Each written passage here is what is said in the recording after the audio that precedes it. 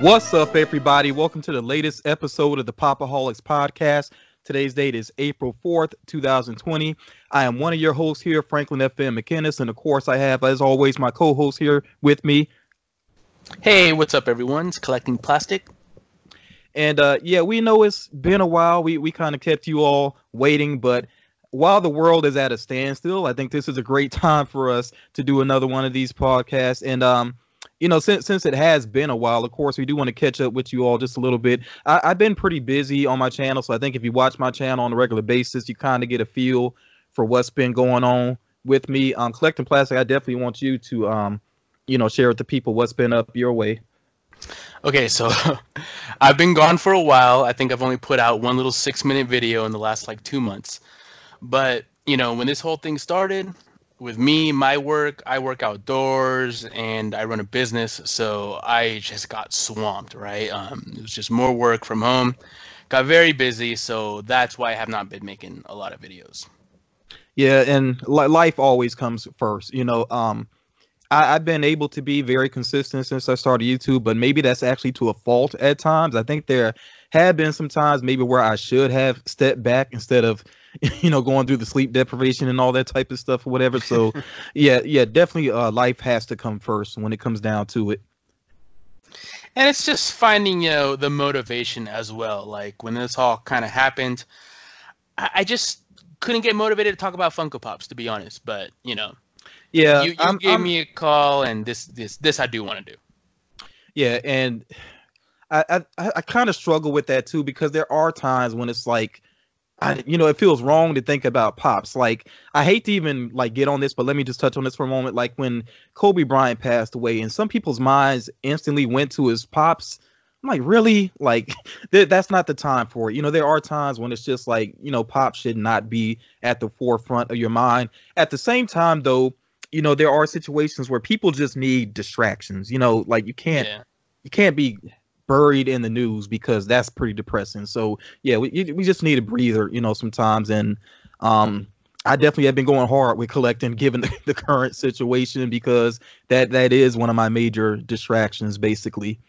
And I've been trying to practice some discipline, because yeah, of course, I love collecting and I love buying stuff online, but I've been trying really, really hard to be disciplined.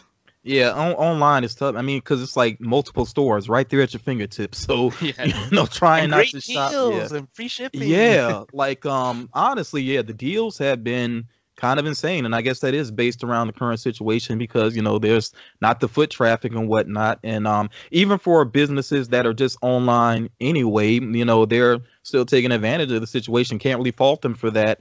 That, you know, people are stuck at home, people want something to do, and people want to shop. You know, so. Yeah, Well, I like know some of the my deals are crazy. eBay account has been pretty active, you know, like, so I've had a lot of time to, besides work, you know, to organize my pop room a little bit, take out some of my old collectibles, and some of them I'm like, look, I haven't taken out this collectible in 8 years. Do I really need it? I see that it's worth some money now. I'm not that big into this anymore. I've been putting it on eBay. It sat there for a while, and like, since when this shutdown really started happening over here in California, I started selling a bunch of stuff on eBay, and I see a lot of California addresses for when I'm sending them out. So definitely the shopping online has been ramping up for sure. Did you share on your channel? You had a situation on eBay somewhat recently, didn't you? With I can't remember what pop it was. Oh, no, it was me and you. I think we were talking about, which one did I get? I was able to find the All-Star Michael Jordan. Yeah. Okay. About $58, which is a lot, and you know, that's about as much as I'll pay for a pop, and I've only done that maybe 10 times, maybe at the most, right? Which is still a lot. But you know, and considering that just to get that one at retail was like 35, you know, what was it, like 35, $40 or something? Yeah. To me, the markup wasn't that much. I'm like, look, I'm not going to sit there day and night on that Upper Deck's website to try to save $20. I'm too busy for that, right? But I really wanted this pop. But of course, yeah, it came completely not mint how the guy promised, and really, really poor packaging, but not mint. Guy was giving me trouble about like just basically saying that he was sending it mint, blah blah blah blah. But I sell on eBay. I'm like, look, dude, just give me my money back. I'll send you your pop back, and that's that's it. I mean, he eventually did it. It's a hassle, but eventually eBay steps in, so it's pretty safe. Yeah, yeah, and I know people have their different opinions on Mercari, but I've had only good experiences with it. I think the only situations I've had with Mercari were people. I don't know why sometimes people will list and then they don't ship, like they renege on the deal or whatever, and then you see the listing again, and it's like, what are you doing? Like, why are you wasting people's times if you're not going to actually ship the item out?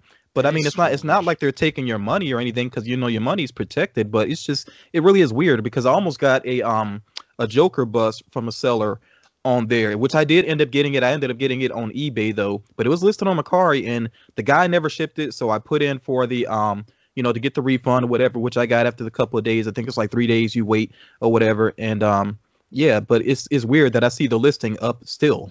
Could it be that, because what I've noticed on eBay, because I like to read people's feedback, because I want to see how they're shipping these pops. Like, that's the most important thing you can read on eBay is negative feedback on pop sellers. Like, look at what they're doing to piss people off, and it's very telling what kind of seller he is, right?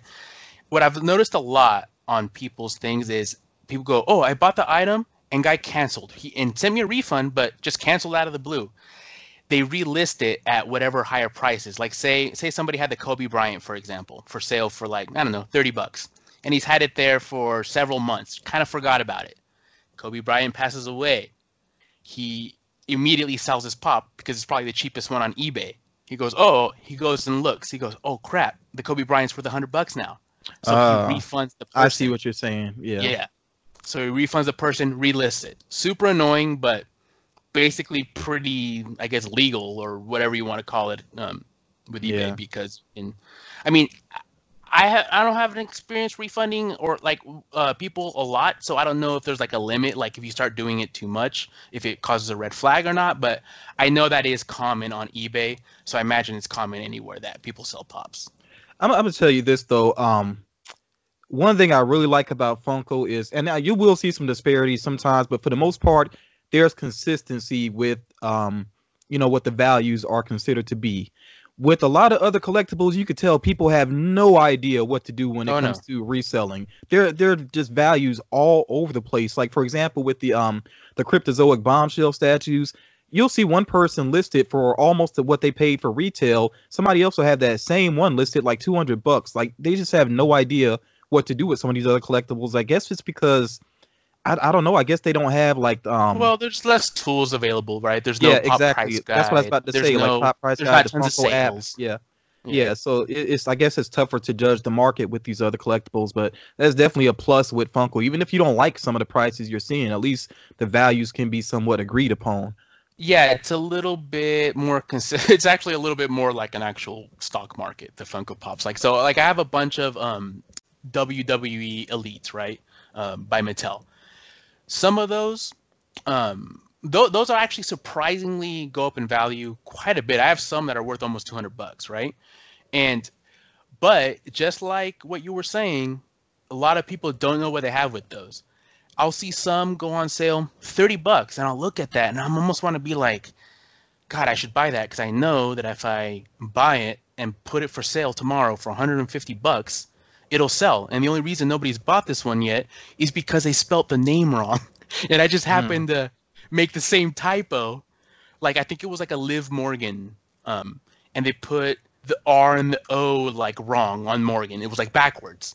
So like nobody's ever going to find it. And I just happened to make that same mistake, and it happened to pop up, and it was like really cheap. And I was like, what the hell? And it's just little things like that where people are ignorant. You'll never find that with pops. Like, people are too savvy on pops. Yeah.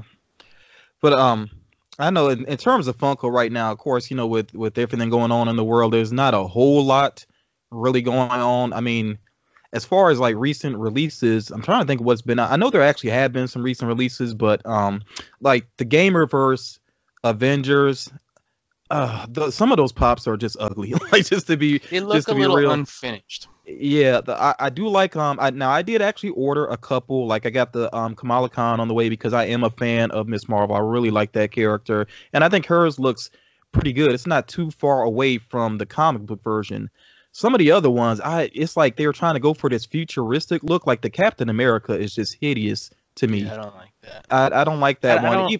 Yeah. I'm not a big fan on game pops to begin with, unless they're kind of like more old school.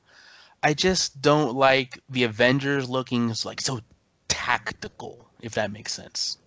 Yeah, yeah, yeah. It's like yeah, I think that's what they're going for, this whole futuristic type thing, because this story does take place further into the future. So, but still, that Captain America is horrible. Now, the Iron Man, I do want the Target exclusive variant of that Iron Man. I don't want the the common, but yeah, there's not too much there. I like that. Even the Taskmaster is just the kind of Taskmaster awkward. looks unfinished. It looks unfinished to me. Like there's just something missing about it.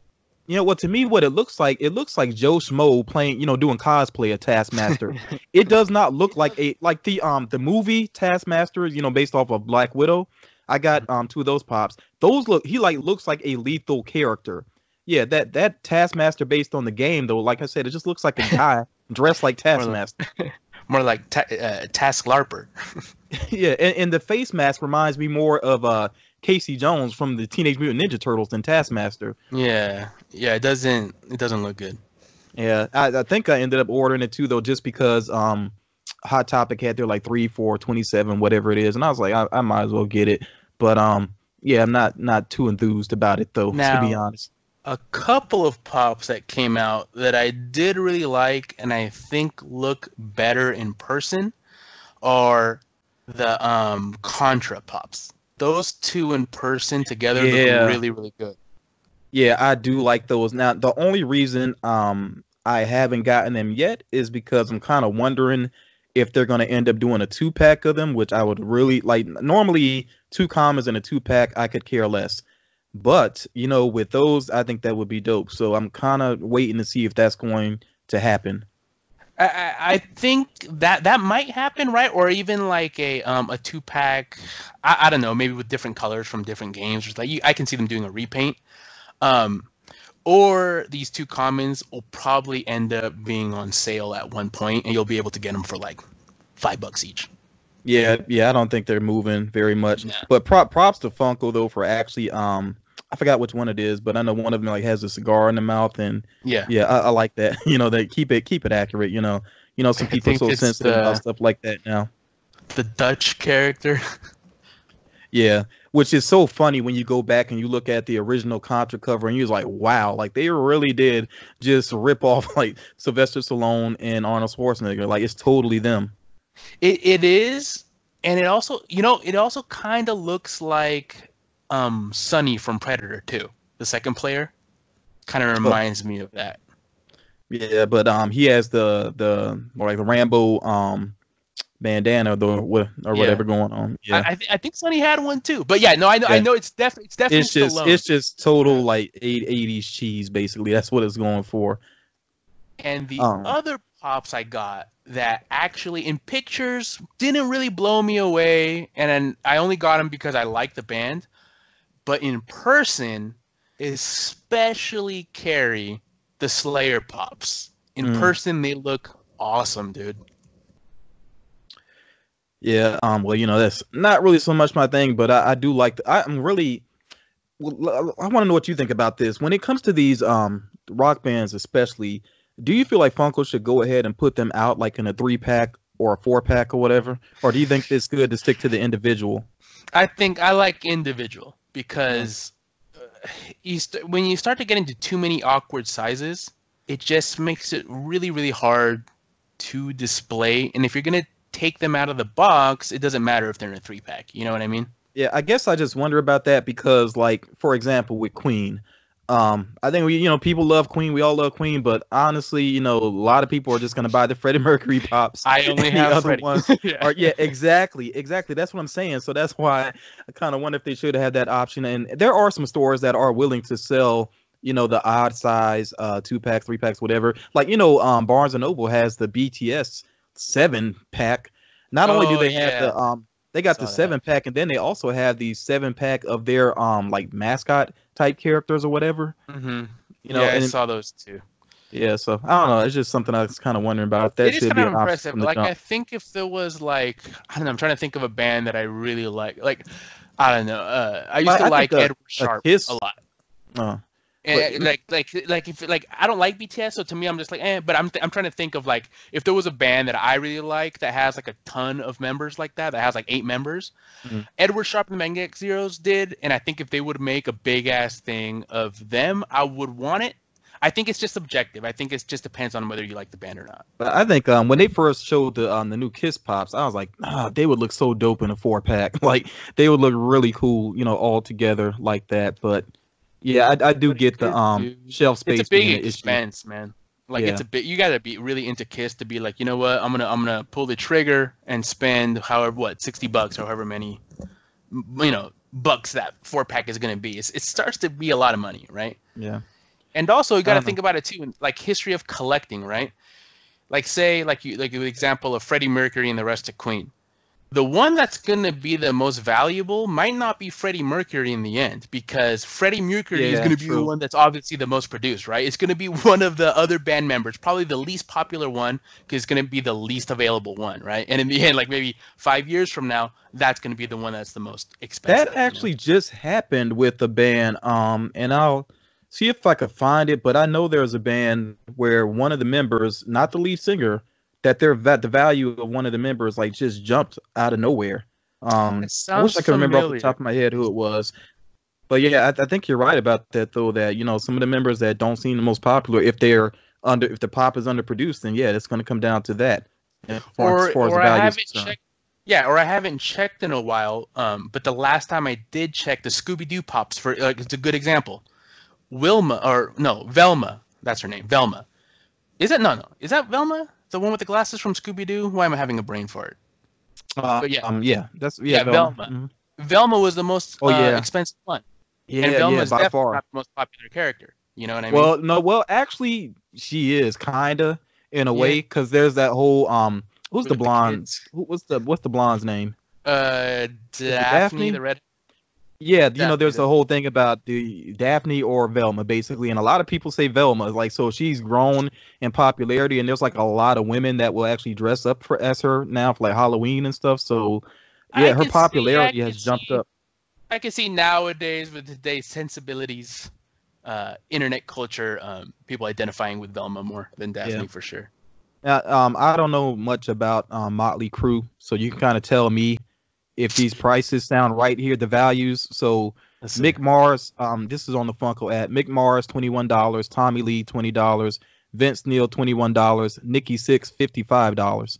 That sounds right, because like I was gonna say, Nikki Six would probably be the one that goes up in price because some of the other ones are like clownish, like Tommy Lee, like his antics overshadow his music, right? Uh, And I think Nikki Six has always just kind of been like one of the band members, kind of one of the cooler ones, I guess. I'm not a big Motley Crue fan, so, yeah. but that kind of makes sense to me.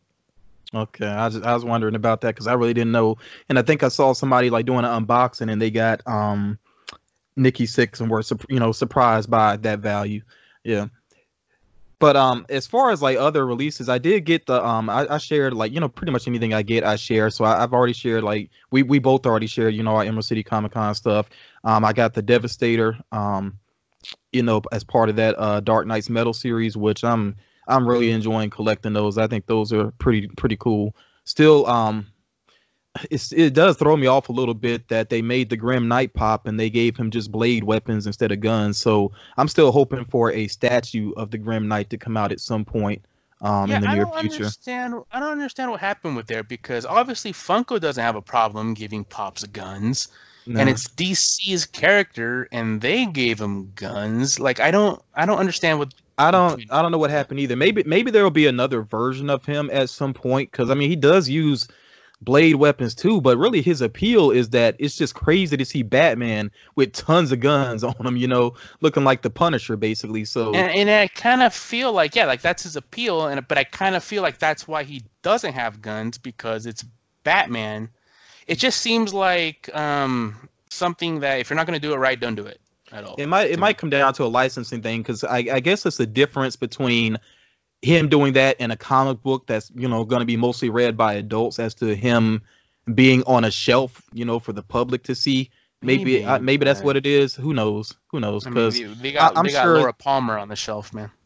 but I'm sure they are very protective of Batman's image at times, you know, because, you know, especially when there's any negative feedback. You know, I don't know if you remember that fiasco or not with Batman. I think it was the Batman Damned comic, the one where there's like full frontal nudity of Bruce Wayne, and there's that backlash on it, and they immediately reprinted it with changes immediately, because they're protective of that character, which is understandable, because he's worth Batman billions. can't have any. I guess Batman can't have a bat penis, I guess. Yeah, yeah, it's ridiculous, but yeah, they got to protect him because he is one of the most popular characters in the world.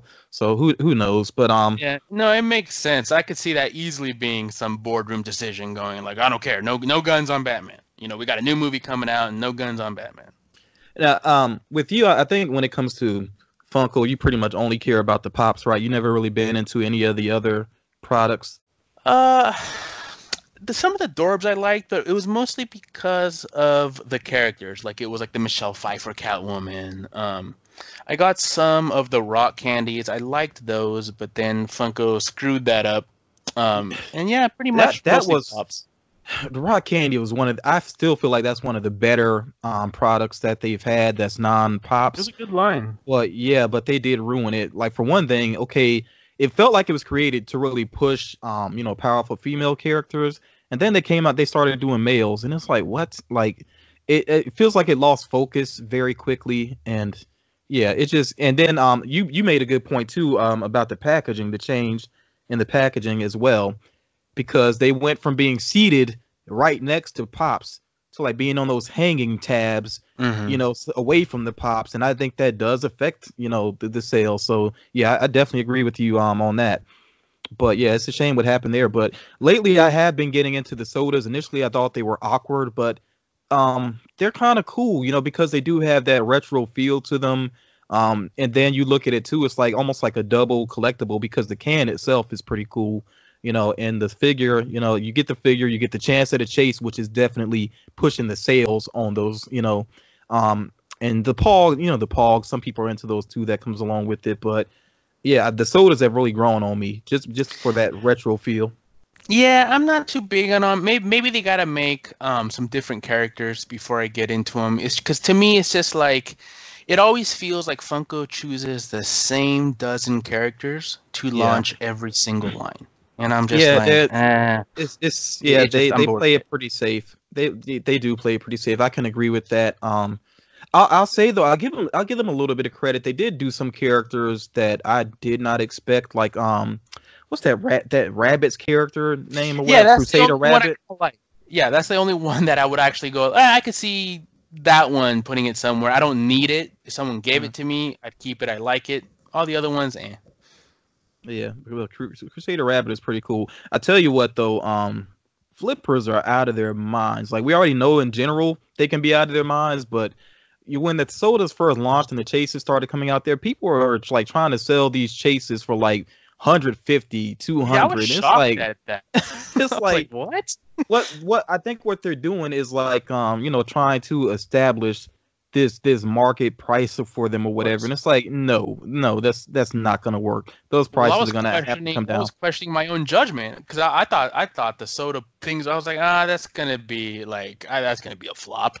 And then I saw some of those prices, and I'm like, oh yeah, I guess I'm wrong. Well, there are times when I think flippers can kind of set a standard, like with ad icons. They definitely did that, because I remember Tony the Tiger dropped, and people, you know, immediately are trying to flip it for like 200, and all of a sudden everybody started listing it like that way. And now, you know, to this day, a lot of ad icons they can be pricey. It's coming down some though, because they're putting, you know, Funko's putting out more common ad icons. But still, if there's a tough to get one like that metallic Toucan Sam, then oh yeah, you're gonna pay through the nose for that. Yeah. That was not a pun intended with Toucan Sam, but hey, it works. I didn't even pick it up. but yeah, like that's with ad icons they did that, but I don't think they're gonna be able to do that with these soda ones, you know. But I'm into those. Speaking about eBay prices, man, I always wanted a Maggie from The Walking Dead, and of course, since I've been shut in and I'm a sick person, I'm watching stuff like Contagion and rewatching The Walking Dead, and because I'm Mm, crazy. But mm. I looked up Maggie, Walking Dead, dude. I got her for like $20, and it came in a pop protector, perfect condition, and I think the shipping was like $5. So all in all, about $25 for Maggie. I was like, you know what, dude, that is a great price. I don't know if it's because, Walking Dead has dropped off a little bit, or people are a little bit worried about the economy and they're just selling stuff off no matter what it was. I'm noticing a lot of prices going down for stuff that was considered grails before. Yeah, I remember Maggie being up over $70 at like the height of her popularity on the series. And I do think it is partially because the series has gone down. As a matter of fact, I just saw a clip of I don't know if it's the season finale or series finale or what's going on. I don't even know what's going on with The Walking Dead these days. But I saw a clip from an upcoming episode and I was like, wow, this is terrible. Like, it was so bad. Like, for one thing, there was nobody in the scene that, started off from the series. I mean, it was like completely, recent characters. So there were a couple of people in the scene I had no idea who they were. But they were introducing a new character and she was just so over the top. Like, it felt like she was in the wrong series. Like, she just appeared in the wrong series. Yeah, it's bad. Like, I'm really glad that I went ahead and got out of it when I did. But I actually debated on whether or not to keep my Walking Dead pops, but I decided to go and hang on to them, because I still do have good memories of some, from the earlier seasons. Still like some of those characters the way they were early on. So yeah, I'm gonna go ahead and keep what I do have of the Walking Dead. Yeah, like I went through a phase 2 where I thought about selling my Walking Dead pops, and I'm really glad I didn't, because so I'm always like a season behind on The Walking Dead because I don't have cable, I just stream everything, so I watch it on Netflix, always a season behind, right? So that's why I kind of just started rewatching it because I think the first like 3-4 seasons of The Walking Dead are just so good. Like I just think they're great. And I think if I would have sold them and then being shut in like this and going to watch Walking Dead, I really would have regretted selling those for sure. Yeah, yeah, it's definitely good to go back and take a look sometimes. It's like certain series I have to go back and watch them and just know when to stop. Like, I know that point where it suddenly goes downhill. I'm like, okay, this will be my finale, and then I'm done. I can't. I have to stick with it. I have to know how it ends. It can just totally devolve into total nonsense garbage. I still need to see how it ends. Not me. Like with The Office, like I know when Michael leaves, I'm leaving. Like, like I'm good. And How I Met Your Mother. I actually watched that whole series except for the last season, and I just had a bad feeling about where it was headed. And I'm so glad I bailed because when I saw like how, there was like stories and videos on YouTube about how the finale turned out, I would have been livid. Like I would have been so upset if I watched that last season. So I'm actually glad I went ahead and bailed on it. See, I guess I'm just different. I would want to have seen it before I heard the opinions, right? And then. Because I don't know, it's weird, but I do kind of find it fun when even if something's horrible, like it's even more fun too. Like something that you've expected it to be good, you go and watch it, and it's garbage. It's kind of fun to go then later on, listen to everybody rip it to shreds. Oh, but getting back to Funko, I know we totally jumped the topic there, but I've also been into the Paka lately just because it's different. I mean, they're basically mystery minis, but the way that they're presented and everything, it just feels like something fresh. And I still like have Gashapon, right? Yeah. And I still have some love for like, actual mystery minis, but the way Funko has been doing them lately has been a little bit annoying with the way too many 1 and 6s. It just like, because I'm at a point where like I'm willing to actually buy a whole case of mystery minis if it's something I'm really into, but it just sucks when you know that you're going to end up with at least 3 doubles from the jump because of these 1 and 6 ratios, so yeah, 1 and 6 is a little small. I want to say I think Kid Robot 1 in 12 was their most common. When you got a case of like 20 or 24, you might get some that were 1 in 12. And that was it. So you might get a double in a case. And it wasn't so bad because a lot of times you can go like halfers with a friend and get a case. Yeah. And you know that you're not going to get 3 of the same one. But 1 in 6, dude, is Yeah, 1 in 6 when that's there's only 12 boxes. That's just it's annoying. That is really annoying. So that's why I like Pocket Pocket. Like I say, it's and it just something makes you different. never want to And buy one if you don't see a fresh box. Like if I see a box yeah, that has like not 12 of them in it, I'm like, I was like, no, because people know the layouts. I'm like, no, it's gonna be all the 1 in 6s. You just know it yeah, is. yeah.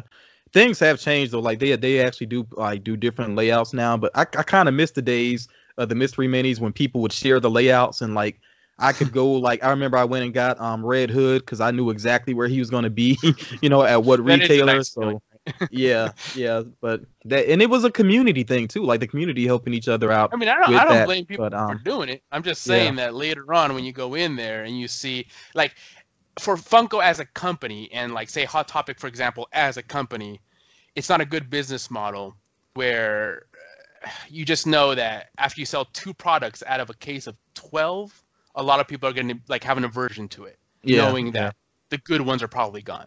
Yeah, so I know they had to switch it up because like you said, it's bad business pretty much, but it was fun while it lasted. But yeah, All as right. far as Funko, I mean, I know that there's not too much they really can do right now, not a lot Well, of major releases, but what about those Pride Pops? um those people keep asking me like what I think about those. For one thing, like when I saw when they were first listed, I think they were just listed as rainbow and then, the characters. So I knew the Batman, I knew something else was going on because they weren't initially listed as Pride Pops. I saw the list floating around and that they were on the way. So I kind of figured that they must be Pride Pops and this would be different from the original Rainbow Batman, which that one was based off of one of those old awkward comics or Yeah. whatever. But So I kind of guessed they were gonna be for gay pride right away mm, because of the Batman. I was like, well, they've already made a rainbow Batman, so this has got to be like a pride. It's got to be a but pride. But you know what though? I really feel like now not with the Batman, not with the Rainbow Pop, but with the Rainbow Dorbs that they did of Batman. I Hmm. kind of feel like without saying it directly that they intended that for gay pride as well because they actually released that it came out a couple months after there was that shooting at a gay club in Florida and like there had been some other negative things, that had happened in the press. So I feel like Funko has been, very supportive of that community for a long time. And, as far as these new Pride Pops, for one thing, I think the paint jobs do look really cool. I do like the way they did the paint jobs. I'm not so sure about the character choices. I think the Batman does look cool. The SpongeBob looks a little awkward to me. It's just that I don't know. It's kind of odd because he's holding a Well, rainbow, but then they have the rainbow yeah, colors across. So it's like wearing a it just striped makes it tie and a odd. striped shirt. Yeah, exactly. Yeah, exactly. It's just that the paint job is awkward. I don't really have so much issue with them choosing him as a character, but that particular design, like I get it. He's holding a rainbow. Maybe they could have did his body with that paint job, but then the rainbow keep it as the actual rainbow. You know what I'm saying? But I think what I kind of like about it is that it's a rainbow on a rainbow and it's SpongeBob. Like it's silly, right? I Yeah, kind of like that about it, and I do like that they picked SpongeBob and Hello Kitty. Those yeah. surprise Hello me. Kitty I'm definitely. glad it's not. I'm glad it's not Batman, uh, Iron Man, and then I don't know some other Huckleberry Hound. No, Like the they were smart typical. about it. It Yeah. appeals to a lot of different tastes. They were very smart about it. So, yeah, I think it's a good look, especially because it is promoting the It Gets Better project and anything that is about suicide prevention. Because I mean, that's kind of what this project relates to. Because it's very tough for young people coming out. There's a lot of ridicule. Sometimes people get disowned from their families and stuff like that. So, Well, yeah, it's awful. I mean, yeah, people get so picked on for having a big nose. Could you imagine, having to go through middle school, people picking on you for being gay? It's awful. yeah. Yeah, and it especially hurts when your family is, the critics, the main critics. Yeah, So, yeah.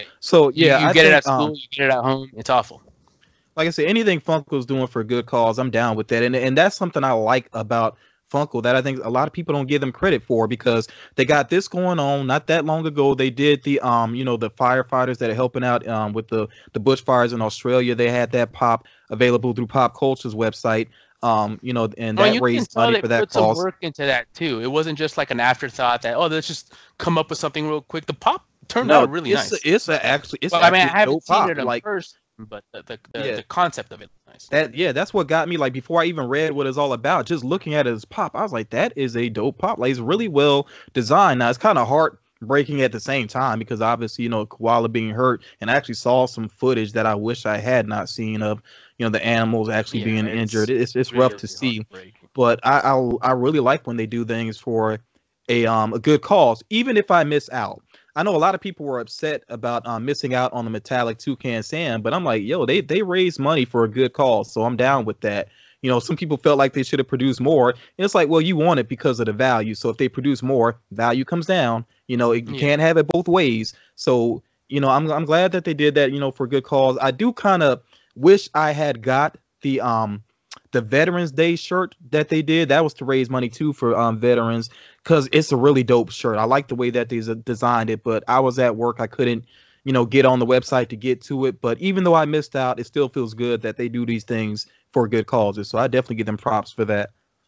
Yeah, it's something I would like to see more. It's not something I mind or feel like, how sometimes companies come off as like, you guys are doing this charity stuff because you just want to get your name out there, or you just want to do this.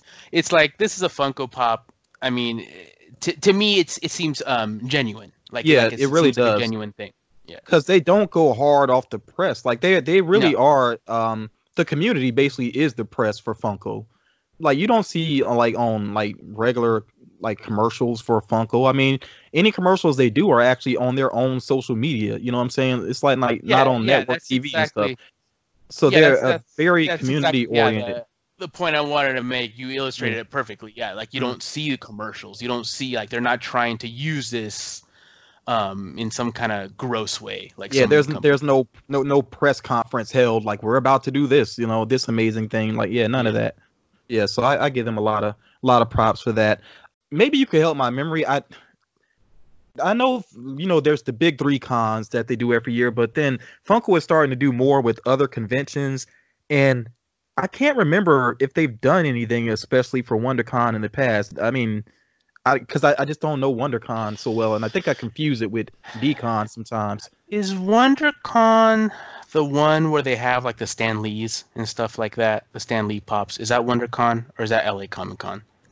Or is LA Comic Con and WonderCon the same one? No.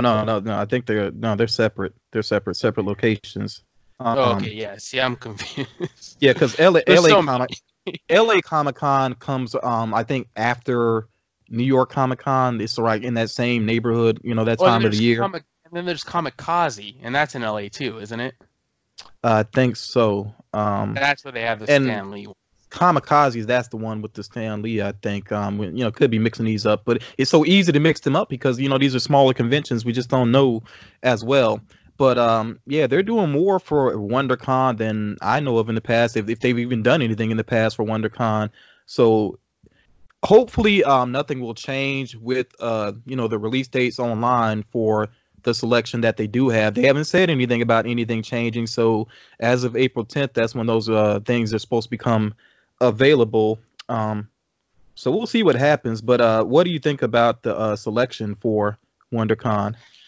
It's all right. There's nothing that I really need. I like the Cheshire Cat. If I had to pick one thing, it would be the Cheshire Cat. Yeah, I think putting the Cheshire Cat next to that Alice in a Teacup, those two would look, pretty cool next to each other. I'm still not happy about the price that they, tried to sell that Alice for. But it's too much. Yeah, it's ridiculous. It is not worth that price. But yeah, he does look pretty cool. I like that they did Captain Adam.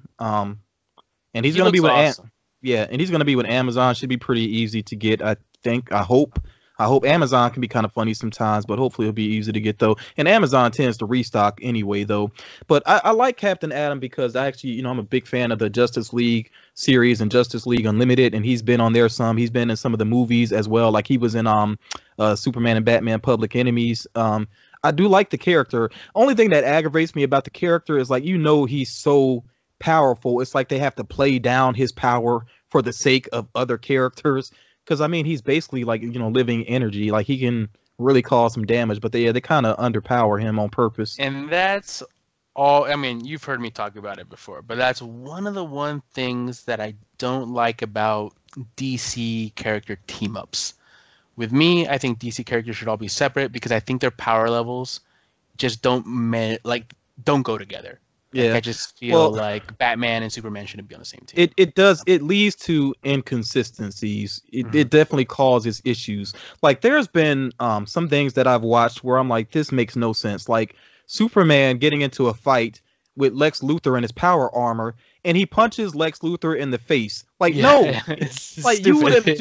you would have just killed him and knocked his head clean off. So it's like there's definitely some things that don't make sense when they have it's not just DC, because doesn't that happen also in like the Spider-Man movie, like Spider-Man 2, like I think Doctor Octopus and Spider-Man's punching him in the head, and I'm like, yeah, and punch that guy. He's an old man. You would have killed him. And yeah, there's some stuff that doesn't make sense there either. Like Doctor Octopus, he throws a car at Peter Parker, not knowing that he's Spider-Man. Oh, So yeah, that's right, huh? so he just he uses his powers, basically his spider sense, to help him dodge the car. But it's like he didn't know that he could do that, so it makes no sense. You run into stuff like that a lot. Yeah. Let's get back to me complaining about Funko Pops. Like, so one thing I don't like. I mean, I like the pop. It looks good, and it should be flocked. This Eevee, it's a great looking pop. But didn't this just come out? Yeah, double dipping. I mean, that's man. Actually, the Pichu. They're never gonna stop that. Pichu is even more recent. Yeah, it's like at least give collectors a few months in between. I mean, damn. Yeah, and you know how it goes though. Everybody will complain and then purchase anyway and double dip. That's why they keep doing it. It actually surprised me. I didn't realize they hadn't done Miguel from Coco with the guitar already. Because when I saw it, immediately, I was like, wait a minute. But yeah, it's kind of odd that it hadn't been done already. I kind of like that one because I do have what's the bad guy's name in that? It's not Ernesto. I forget what the bad guy's name is. I think it's I great. can picture him though. Yeah, it's got the silver mariachi outfit. Great looking pop. I might get this one to go with it because that's the only one I have from that movie. So, and is it just me, or does every single one of these Target, Futura, Star Wars pops look exactly the same? Well, I think you really got to see them up close. They have a lot of details up close that really set them apart. Still not crazy about all the designs. I think some of them look cool. It is a little awkward that they did the 10-inch Boba Fett's and now they're doing the standard size ones. But I don't know. Maybe the 10-inch ones weren't produced in like especially large numbers, and then that makes a little bit more sense. But it's kind of tough to call that. But I guess I just feel like there's an exclusive one of these at like a lot of little events and stuff. And they all just either look like they're a combination of a black pop with a red logo on it, or a red pop with a black logo on it, or something like. Some of the other ones are more detailed to me. Some of the just look like the same damn thing to me. Yeah, some of the other ones are more detailed, like the C-3PO. The R2-D2 is weird to me. I don't know why. It's like zebra print on R2-D2, which is weird. I don't get why they did that. But the Jawa they have coming up, I think he has like a camel style to him or whatever. The Jawa looks kind of cool. But I guess I have to look them up closer. Yeah. It just makes me feel like what was that in Rush Hour? What was that Chris Tucker when's all y'all look alike? That's what I feel like when I see these. Yeah. I think you could appreciate the details. You see them more up close, but it's still not really my thing, though. Yeah. I mean, I can see how people think they're cool, though. I'm just, I'm picky. And WonderCon, they got the trolls going on too, which I'm kind of surprised that the trolls actually look pretty good up close. And I guess it's because if you really think about it, Funko Pops, I mean, the troll design just works for them because some of the old troll dolls actually did have the solid black eyes. So I mean, they just look like what they're supposed to be. I think the trolls was a clever thing for Funko to do. Because I think it's one of those things that I didn't get one myself, but if I would have seen one maybe in person, I might have got it because trolls were really popular when we were kids and teenagers and stuff. For a while, they were popular. I could see people just adding this, But I can also see people giving these trolls as gifts to people that aren't Funko Pop collectors, but maybe to brothers and sisters. Go, oh look, remember these trolls? I could see myself giving one of these to my sister. Yeah, it's totally she loved nostalgia. Yeah. You know what I mean? And it's just like it's a Funko product that's a pop, but can also be given to somebody and it doesn't look anything like a pop. This person will get it and just go like, oh my god, they're making trolls again, because they look just like the original trolls. And what's good about them too is, I mean, you take those out of box, I don't think anybody's going to lose their minds, because I mean, we're used to seeing the old troll dolls, just out and about in people's homes and collections or whatever. So yeah, I think it's a good move. I think it's a good move to actually do the trolls. Yeah. And then the ones based on the movie too, Trolls World Tour or whatever, they actually had some pretty nice designs. I mean, it's not my thing, but they're kind of impressive, for commons. Some of the figures they have, and even some of the exclusives. Yeah, like to me, the actual character designs to me are ugly, but the execution into the pop I feel is impressive. Like they did a lot with an ugly design, in my opinion. Yeah, basically that's a good way to describe it. And with WonderCon, really the main thing I'm excited about actually are the sodas that they're gonna have, the soda vinyls, because I think the character selection is pretty good. It's kind of interesting that I think this is the first time they're gonna have some sodas that actually don't have chase variants, but I'm okay with that because I actually do like the designs. I mean, they got that Faker, the Gold Skeletor. I'm not so sure about getting that Ramona Flowers because I already got the pink-haired one from Emerald City Comic Con. Is she just a repaint, or did they put like a different body on her? I'm not really sure. I have to take a look, kind of compare side by side. It seems, I don't know. I just like the pink hair, so I'm good with that.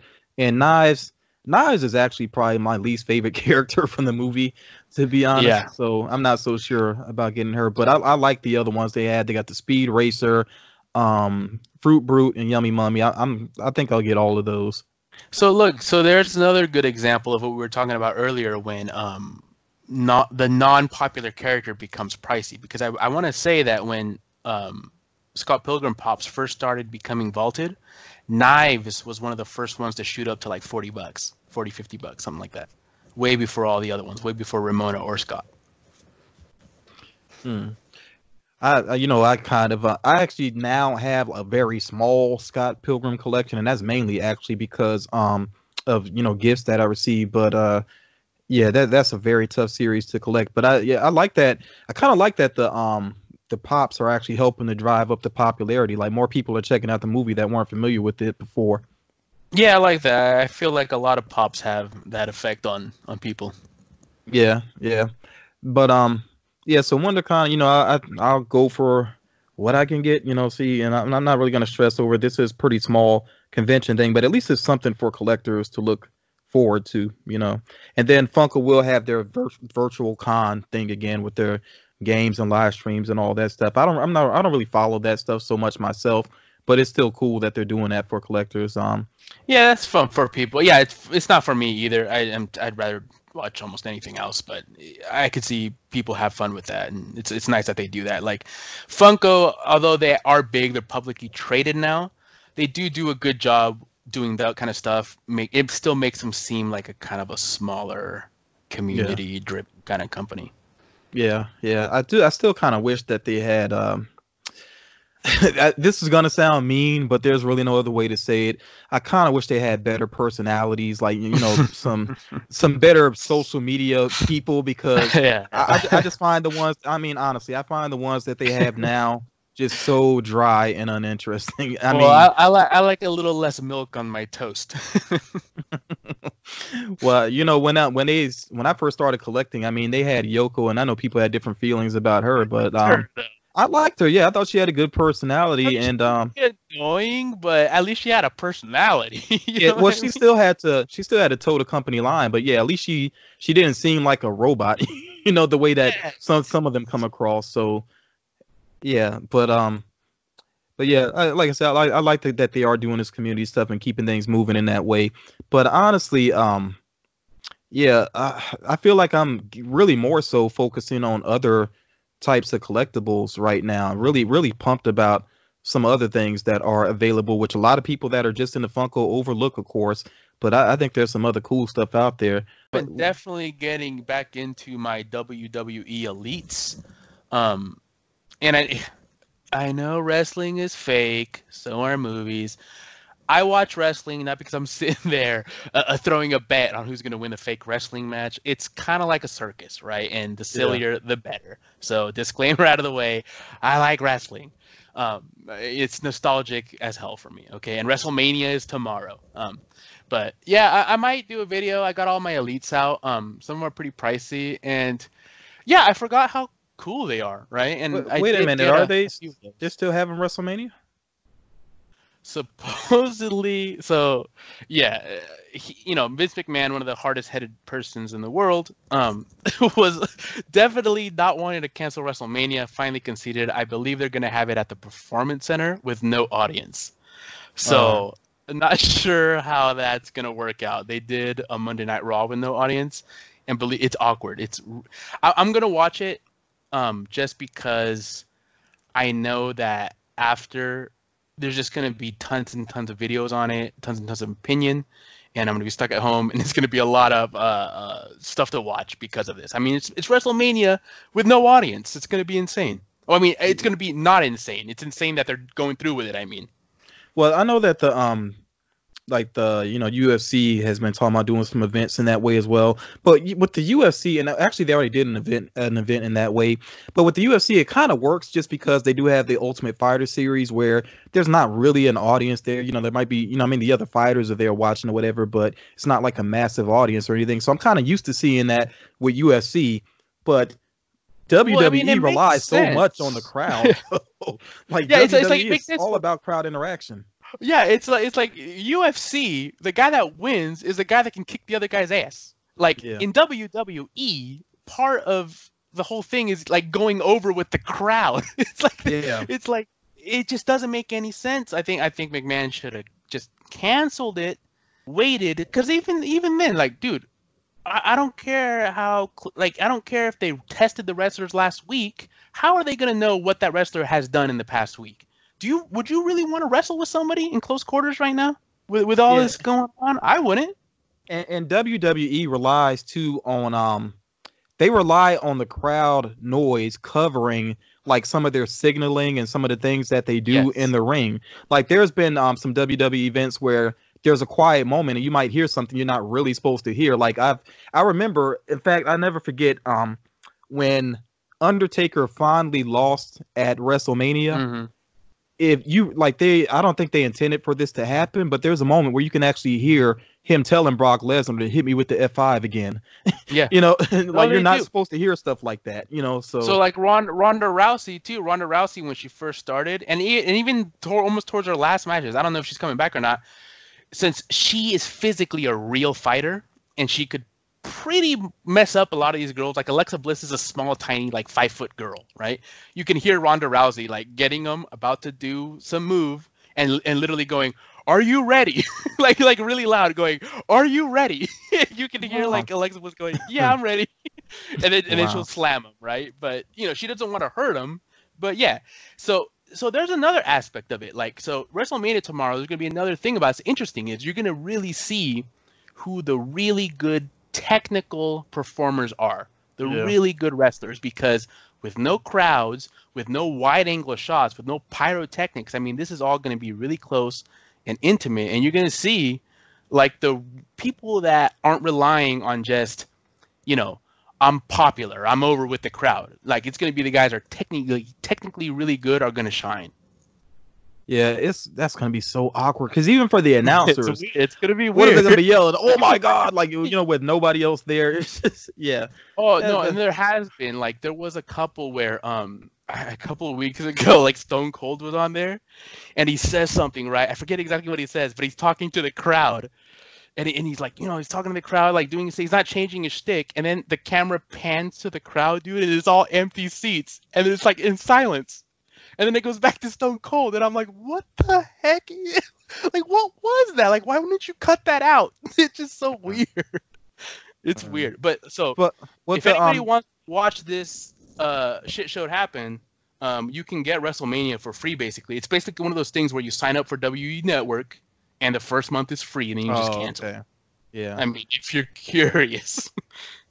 But with the WWE elites that you collect, is it mostly like classic wrestlers, like or So is there? it's a mix. It's kind of like, it's just like the because I want to say it's Mattel that makes the Legends too, right?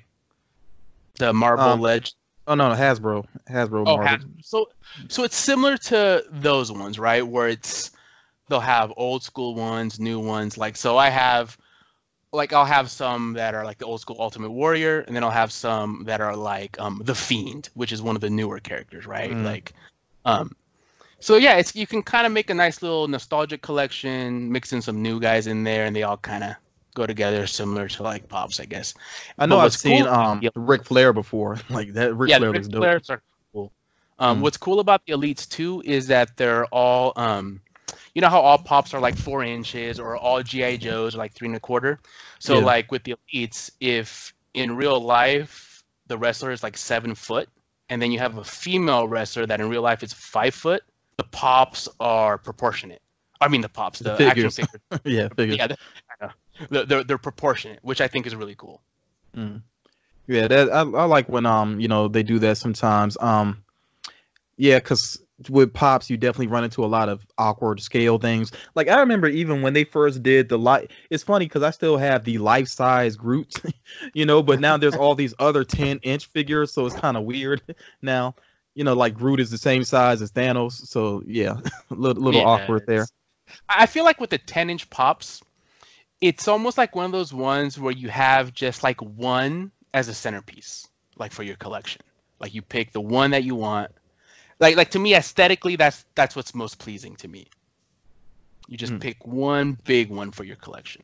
Yeah. And have it out of the box. Yeah, I can see that, but I definitely have more 10-inch figures than I thought I would get, and might even pull the trigger eventually on the 18-inch Batman if I can find it at a good price. That's one of the ones where like if I could get I like the 18-inch Batman that came out on the Funko Shop that was like super limited, because the black one, what I don't like about the black one is that in all the pictures I've seen, all the videos I've seen, the plastic on the head it's either the plastic on the head or the plastic on the body. One of them seems more like dull, like opaque than the other. Yeah, I see that sometimes. It drives me nuts. That would drive me crazy in person. Well, I'm hoping that, like, I don't want them to do too many of the 18-inch ones, but I'm hoping they'll do Galactus that way, because that would make so much sense. That'd be just dope. A really detailed one, man. Could you imagine, like, I don't know, dude, like Maleficent with the flames in 18 inches? Something like that would be amazing. Because Batman is so plain. Yeah, that is true. Yeah, the Batman is somewhat plain. As a matter of fact, I actually prefer. It came out years ago, but the Batman Super Deluxe vinyl, like I would prefer that over the 18-inch Batman, actually, because that one has more personality, more style to it to me.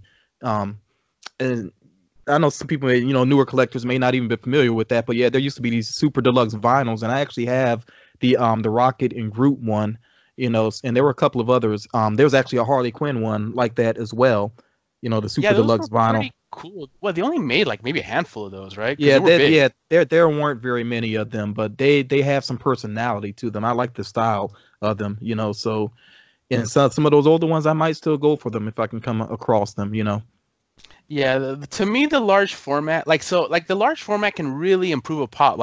So one of the pops I always thought I liked it because it's the Heath Ledger Joker, right? So to me, I'm like, oh, we gotta have Heath Ledger Joker, but it looks so much better because it is detailed. But that large format, they made it in 10 inches. Yeah, it's basically the same kind of pop, but they did resculpt it, and it definitely looks better. So to me, it looks the more better. Detailed, the better 10-inch pop. Yeah, I was not a fan of the original Heath Ledger Joker, but now I am, because with the 10-inch one, it's just something about the proportion, especially with the eyes, that makes them more natural. I felt like the eyes stood out too much on the original one. Yeah. So yeah, the 10-inch one, I haven't ordered it yet. I probably should have when lunch money was going on and hot cash and all of that. I probably should have went ahead and did it, but it is something I will get eventually. Dude, can you imagine like some of those Overwatch pops in just like 10-inch or even 18-inch, like that Mercy or something like that. That would be a 10-inch or even 18-inch, almost any of the Overwatch characters, like something like that. Yeah. I think would be kind of like would blow people's minds. Like definitely centerpiece. But I hope they do make it, like sort of a special thing, like just, just a couple a year, like right now, I think it's just, more recently the Batman ones. And then I think there's an 18-inch Harry Potter on the way as well, which makes sense, that he's a hugely popular character. Yeah. So I feel like they're going to feel like they have to do a Marvel, it's always this DC Marvel thing. They feel like they have to, do DC Marvel Star Wars. Yeah, and now it's going to be DC, Marvel, Star Wars, Pokemon are going to be the four horsemen. Yeah, so I wouldn't be surprised if it's what's funny though is 18 inches, that's still not like huge, but it actually is probably too large for some characters though when you really think about it. Yeah, like Batman to me the 18-inch Batman is cool in theory, but when you blow up something that's not very detailed like that sculpt, I think it starts to look cheaper in a big scale. Well, no, what I mean by it though is the actual, like when you think about the actual character, like there are some characters that are so tiny that even at 18 inches, it might seem larger than the character should be. You know what I'm saying? Yes. Like, that's what I mean. Like because there are some characters that are pretty small. Yeah, exactly. So yeah, in terms of scale, it might just be kind of awkward. So I hope they're smart about their decisions with that moving forward. I meant to ask you, do you have like statues in your collection? No, throughout the years there's been statues I've really wanted to get, but that's one of the things where I've been able to just stop myself and be like, no, you don't need to spend $800 on that. Well, I'm getting drawn in, and actually there's a lot of statues you can get. I'm learning, to shop around, and you can get some statues pretty cheap for like sometimes $30-$40 even on sale, like GameStop, especially if you see statues at GameStop, give it a while because it's bound to get marked down to be really cheap, so you can find some cheap statues. But I am getting to the point where I'm really in love with DC statues mainly, and I just ordered 2 Joker busts. I'm usually not into busts, but these are pretty cool. And I'm really starting to think high end as well, like treating myself to something major, this year, because that's just where I am with collecting. Like I really like to mix things up in general, but I'm really in love with statues right now. Well, yeah, and then I'm always the kind of person, like with my cars or whatever, like I'd rather wait a long time in between buying a new car, and then when I do get that new car, it's going to be pretty slick, right? It's going to be exactly what I want, instead of like buying a crappy car every 3 years. Like if you want a statue, it's probably be in the long run make you happier. Like you say, just really go all out, spoil yourself a little bit, instead of nickel and diming the same amount into a bunch of stuff you're not going to love as much. You know what I mean? Yeah. So I'm trying to be picky about it, because statues can get pricey, and once you get to they're really amazing looking, dude. So I'm pretty sure you're gonna get one and you're like, I need another one. And you know what is, statues make you pickier too, because if you spend like, let's say over 200 on something and there's a flaw, it feels major. You know what I'm saying? So I'm definitely gonna be picky about it. Brutal stuff on YouTube is watching people unbox like a $2,000 statue, and it's like broken. Yeah. And it's like from overseas, so like the return process is probably going to be really hard, right? Or even just get replacement parts. Like that kind of stuff to me is just brutal, dude. And I believe too that the statue, like I think, like you say, waiting on statues, looking for good prices is really smart, because I do think that in the statue market, like buyer's regret is just heavy.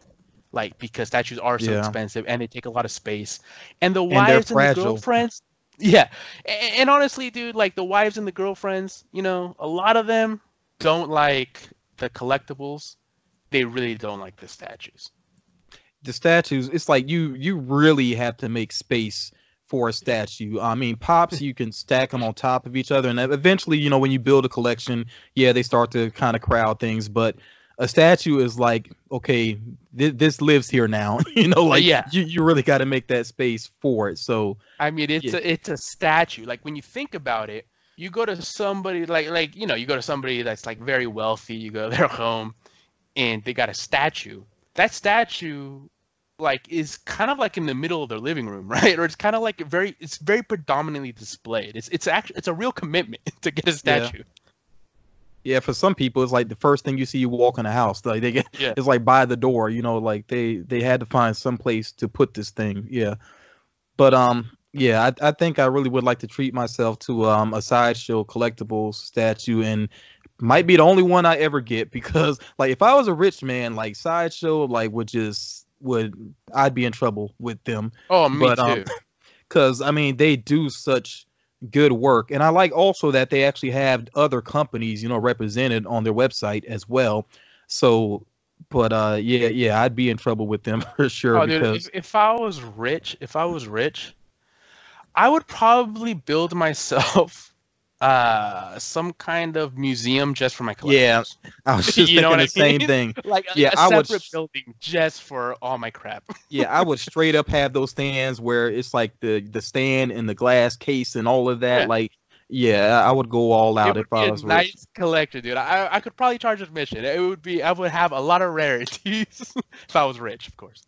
Yeah, but yeah, there is some stuff that is more affordable. I like DC collectibles. You know, the stuff that they do has a lot of variety to it, especially with their Artist Alley line. You know, which has some interesting stuff. And I also like Kotobukiya as well. I really like Kotobukiya, and their prices. They do have a range of prices. They have some cheaper ones that run like they got the ones where you actually like it almost feels like a figure, but you kind of snap it together. It comes in a couple pieces, and then you know once you snap it together, it's essentially a statue. I think that's their Artifacts line, and those are cheaper.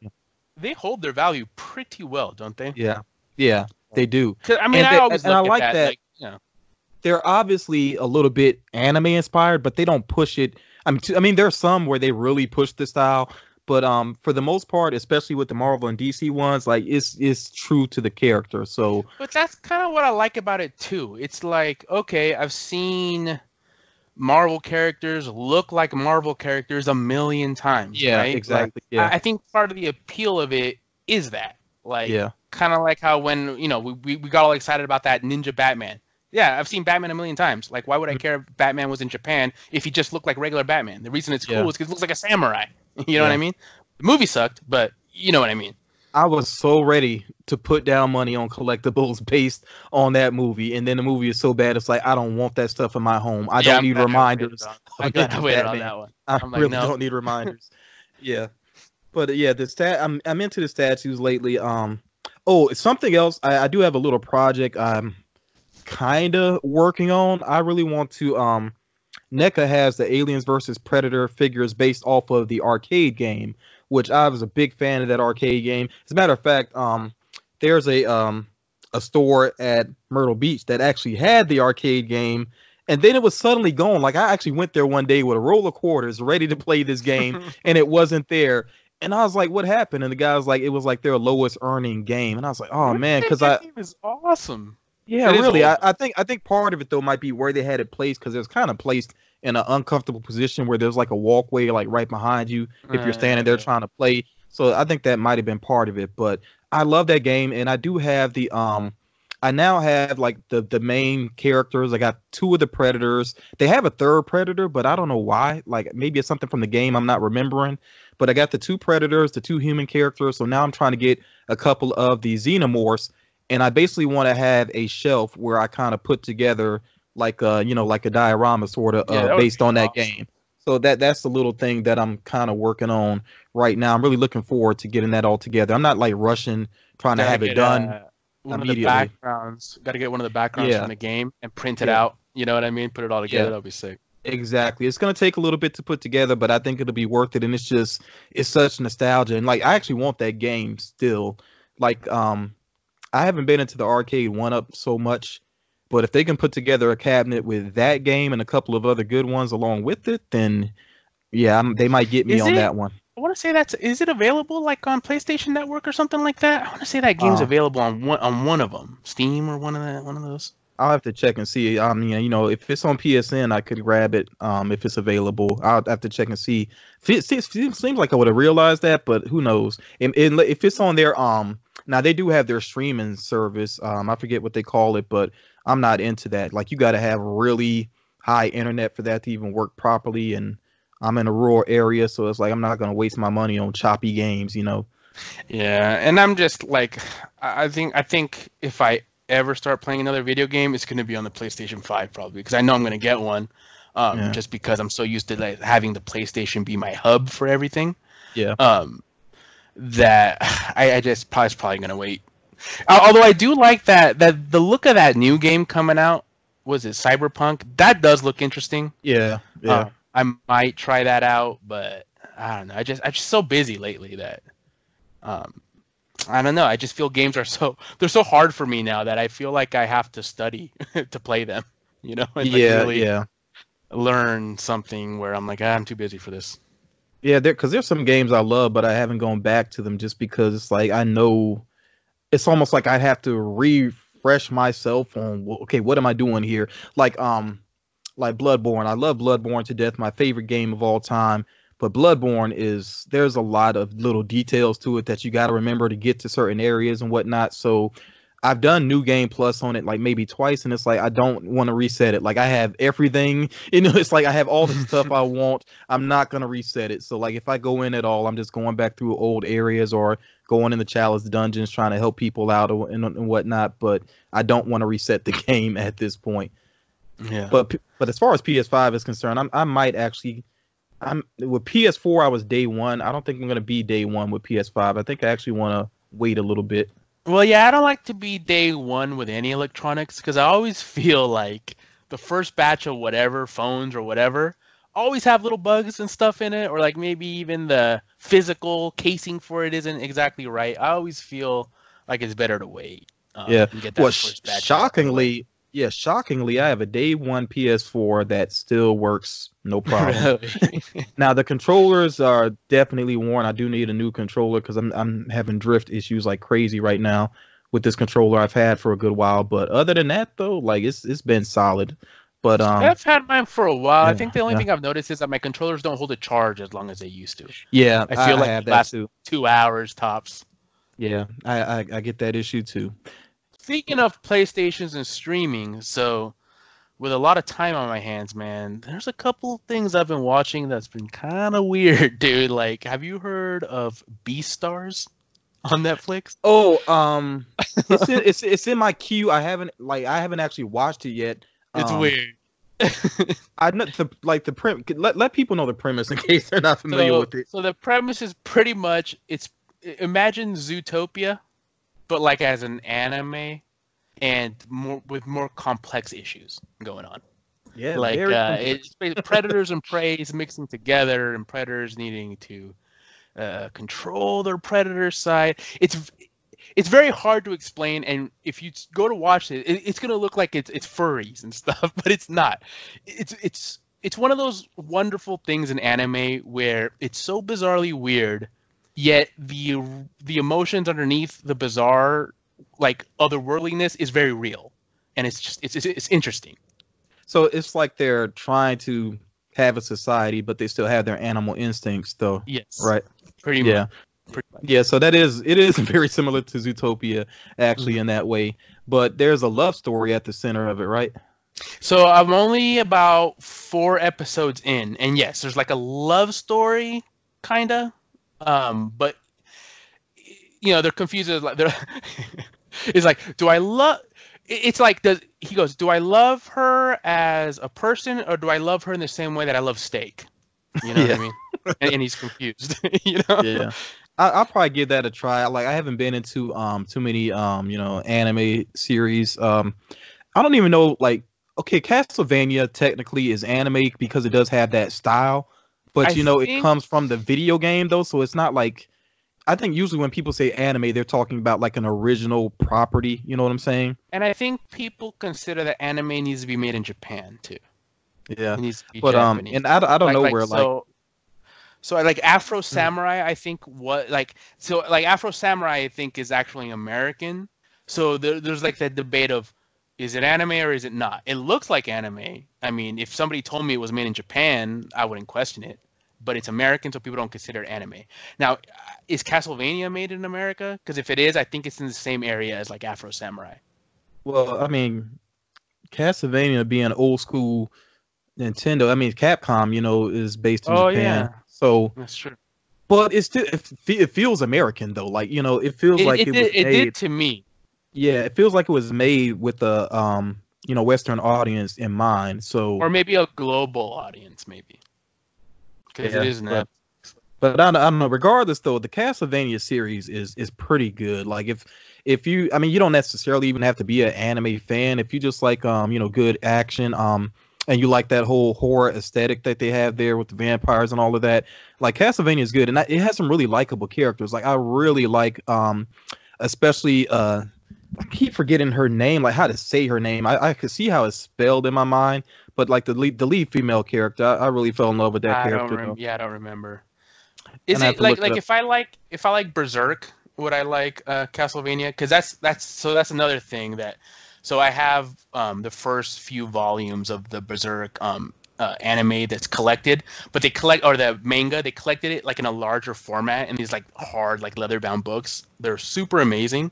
So I'm really into Berserk, and Berserk is basically manga anime that's like in medieval times, and Castlevania kind of seems like it'd be very similar. I never really saw Berserk. Like I know of it. I haven't actually watched it. I actually played the Berserk game back in the day. Really? Oddly enough, that I think there was a Berserk game. I think it was on Dreamcast. Actually, I think it was. I think you're right. Yeah. But so that's I never like played it. Yeah, so that's been like my only exposure to Berserk. But I never watched the series. But yeah, there are some anime. Like I just looked it up to be sure. Yeah, Afro Samurai actually is based off of manga, but it still feels very American. So. Oh, really? Afro Samurai? I thought the animation was American. Yeah, maybe I'm wrong. But it's manga. I mean, it's based off of manga and everything, but it blurs the line, I guess. You know what I'm saying? Because there are some anime made with, like I said, a Western audience in mind, and even their aesthetics cross over into the West a lot more. I mean, there's a lot of hip hop and everything. Was there one? There was one. Is it? Oh, maybe I'm. You know what? I think I'm thinking of Avatar: The Last Airbender, because that's American, isn't it? It looks like it. I mean, the animation style, I don't know for sure, but it definitely looks. I'm all confused now. It looks more American. Yeah. It's tough because everything does blur together now. It really does. Okay, so another really good thing I think that's definitely worth watching, whether you're into it or not, on ViceTV.com, you can watch several episodes of Dark Side of the Ring, and it's like it's documentaries basically on wrestling. So like the death of Bruiser Brody. Yeah, I've seen that. Macho Man Elizabeth story. Super good, super well done. Yeah, I've seen those listed. I've actually seen people talking about it on social media. Yeah, I definitely recommend those. I don't even know if I could watch that stuff, man, because I remember I watched I forget the name of the documentary, but there was a documentary on the old school wrestlers, and it focused a lot like on Jake the Snake and yeah, you know the movie. That was the one on HBO. It's called Behind the Ring, maybe. I think it's called Behind the Ring or Beyond the Mat, something like that. That sounds right. But the one where because the movie The Wrestler with Mickey Rourke was really based on Jake the Snake, and but hearing Jake the Snake just talk about the things that had been going on in his life and everything, it's like it was so sad. I was like, wow, like. It's heavy. Like it gets pretty heavy what goes on with wrestlers behind the scenes. The Jake the Snake scenes were pretty heartbreaking. Although I didn't watch Beyond the Mat until after I knew that Jake the Snake was kind of in Diamond Dallas Page, his whole recovery center. So like when that came out, Jake the Snake was in a really bad place. But I didn't watch it until years later when I knew he was kind of like clean. So. It didn't make me as sad. You know what did make me really sad, though, was the segments with Mankind. And when you see little Noelle Foley, she's hella little, and Mankind's just getting beaten up. He's bleeding. Yeah, like The Rock, yeah, like, jumping up and down, and you can yeah. tell I that saw that. the kids, That was they're rough. legit terrified. Yeah, they're like, dude, like, because yeah, even if they understand that, okay, it's not real, Daddy's doing his job, he's still bleeding. You know what I mean? He's really getting hurt. Like you can't. Yeah. No human being can jump from that height, like be thrown from that height off a cage through a table and not be hurt for real. Like, Well, yeah, dude, and that's not even a rougher one, because like the table breaks, right? And it's designed to break your fall a little bit.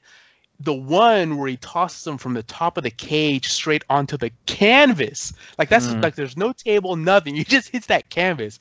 It is just like, bro, dude, that is like, how are you alive? it's brutal. Like, but I mean, yeah, people can, for anybody that's into wrestling, I think they would want to check out those, the new one though. What's it called again? Dark Side of the Ring. Mat. Even if you're not into wrestling, even if you're just into people, like, there's nobody that's in professional wrestling that's like a normal person. The most normal person in professional wrestling is Mankind.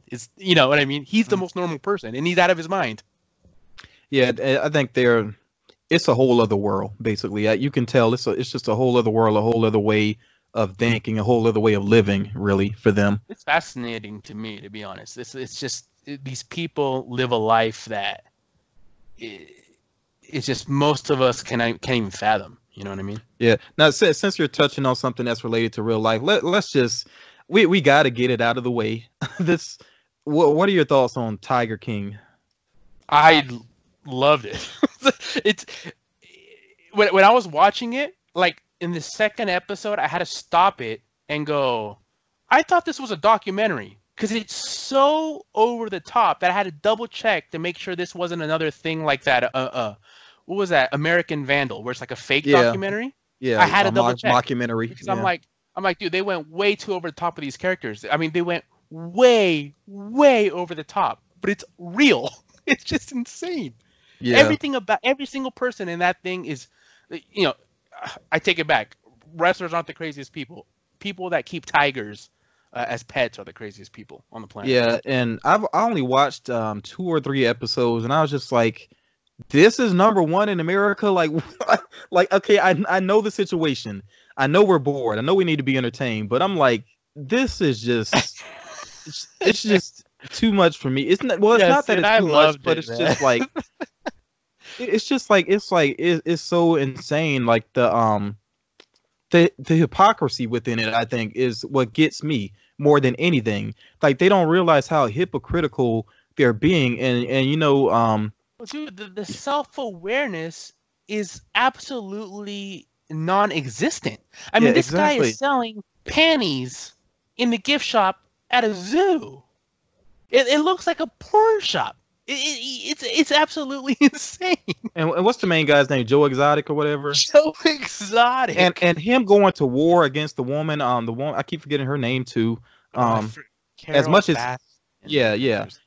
They're at war with each other, and I'm like, and you look at their places, and it's like, you're the same. Like, why are you at each other's That lady throat? is just trying to steal. She's just trying to steal his tigers. That's all she's trying to do. She's just using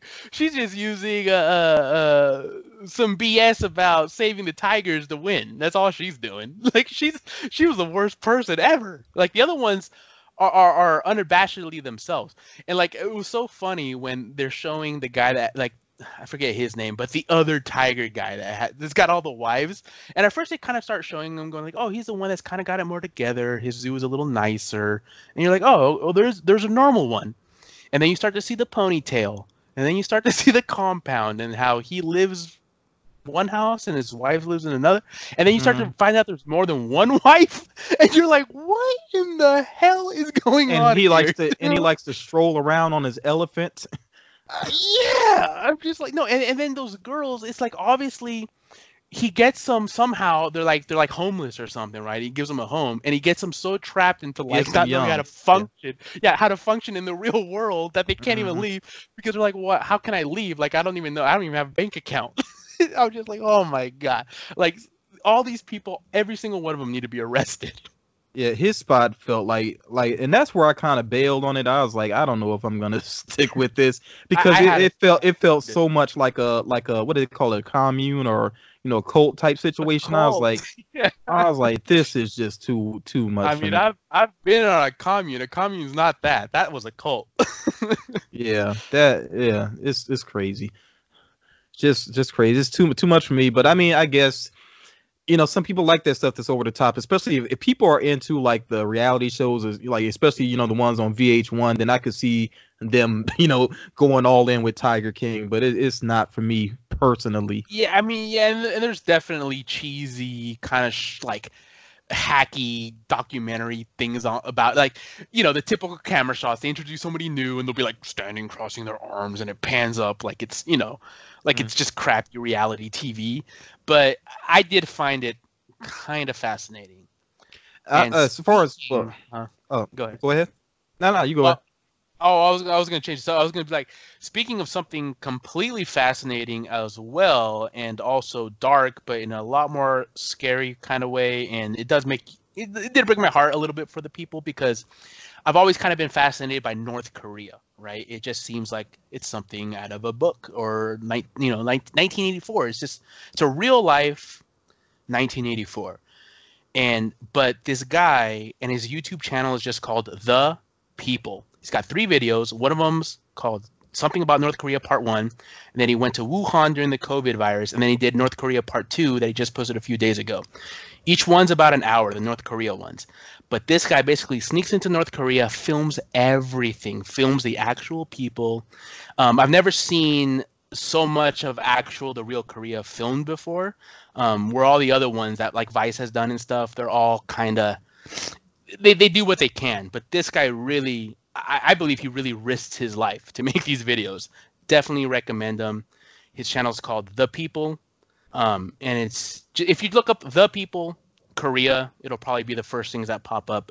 Definitely recommend watching those. But they're hard to watch. There's some really messed up stuff in them though. You've been watching some intense stuff. I have, man. Because I'm telling you, dude. Like this whole thing gets into my head, and I'm watching. I'm reading World War Z. Like, have you ever read the book World War Z? Like the movie. I used to like the movie, but after reading the book, which actually one of my subscribers book is very different. Right. The book is amazing, dude. You should definitely. I know you don't. I know you like to read mostly comics and stuff, but I definitely recommend World War Z. It's not written like a typical book. It's really pretty excellent.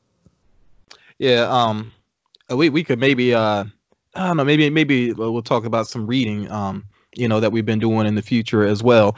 But because I'm noticing some things about reading, especially realize some things about Harley Quinn, the way that she's portrayed by writers that I guess I wasn't super aware of previously, but I've learned about it more recently. But we can kind of say that for another time. I guess you're like right now you're maybe more so into real world type stuff as far as what you're watching. Yeah, like I'll watch a lot of real world stuff. Of course I gotta watch the news and let that piss me off a little bit, and then I'll go watch or read something that's not real world stuff, but it'll still somehow be related, like World War Z, right? It's kind of about a pandemic. Especially the book. The book has, just like the movie Contagion, World War Z, the book has some very eerie parallels to what's going on now and the way it's been handled. Very interesting to read, I think, at this moment in history, that book. Yeah, see. And then I also read another book by a lot of people, if they like manga, they've probably heard of Junji Ito. Junji Ito, I think is how you say it. I'm probably saying it wrong, right? It's Japanese. Junji Ito, I think. And he wrote a book named Gyo, right? And it's kind of like the same thing. It's about this weird thing start crawling out of the ocean, and it's like an infestation, and it starts to infect all the people, and it's basically, it's the same thing. So my crazy mind is watching real world stuff about pandemics, and then the fiction I'm consuming is also about pandemics. Yeah, and I know you can see from the like the streaming rankings and things like that a lot of people are into are kind of doing what you're doing, but me, I think I'm more so going towards the scripted just to get a break from all the real world stuff. Like and it's not necessarily like I'm checking out like sunshiny positive stuff, because I mean I just finished Ozark on Netflix, which that's my top choice. I You know, gotta if you got catch Netflix, up. Yeah. Ozark is just amazing. Like Jason Bateman is the man has had an impressive career, and just this year alone, because The Outsider was one of my favorite series on HBO. Like that season was really good, and he's in it early on, but he's also behind the scenes on the series as well. And then, you know, like I said, with Ozark, he's doing good with the acting, but he's also a director on that series and a producer on that series as well. So, like, yeah, Jason Bateman is just a man right now, in my Yeah, I opinion. definitely have a new respect for him because I mean, I knew who he was. He just seemed kind of like, oh my God, it's Jason Bateman.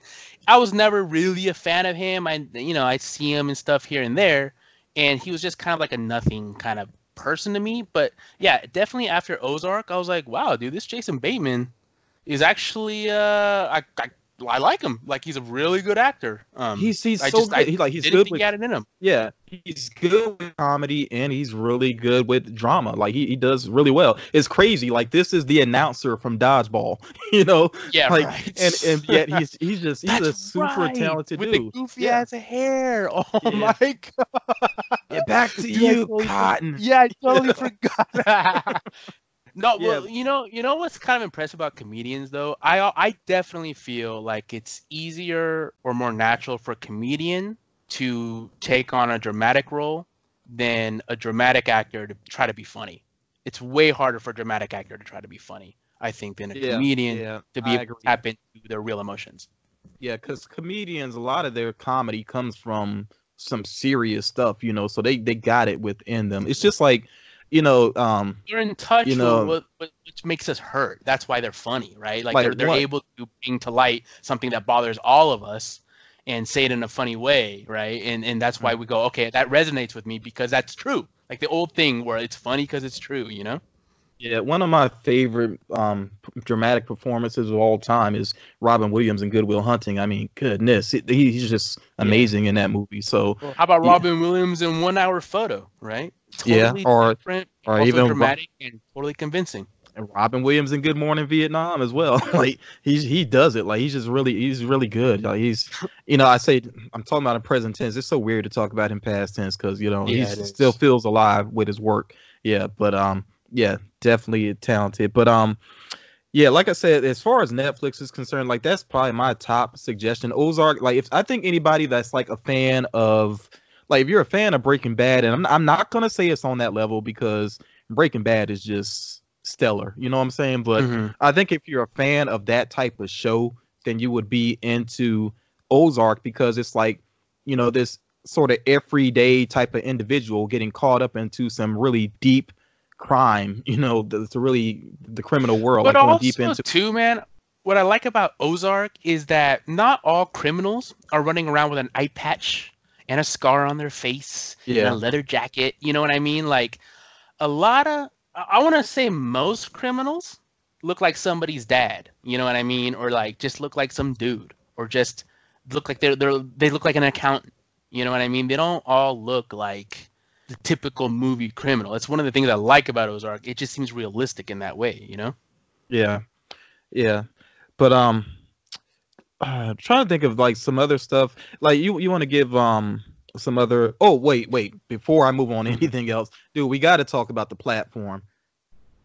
Like cuz Oh, well, to me, like 80% of the way, I was like really into it, but then I started getting the feeling of like with all these kind of movies like this, like it reminded me a lot of like Cube and movies like yeah, that, yeah. where the premise is awesome, it's excellent, it's exciting the whole way, but you just know that you go, how are they going to end this? I know no matter how they end this, it's not going to be satisfying to me. I just know it's not going to end good. Like in a satisfactory way where you go, okay, that wrapped up that story. I'm glad I watched that. Yeah, it's to me though, it's a movie that falls into a very rare category. It's like where, okay, I don't feel like it has the strongest ending, but I would still suggest it to people just Yeah. because it's there are so many parallels to the real world society and how we treat each other and the way it presents some things. I think it really makes you think. I think it does that enough to where that sticks with you. So even without the strongest ending, I mean, if it was a strong ending, it could just be like an instant classic almost, you know, or at least an underground type classic. But without that, still, I still would suggest it. You know what I'm saying?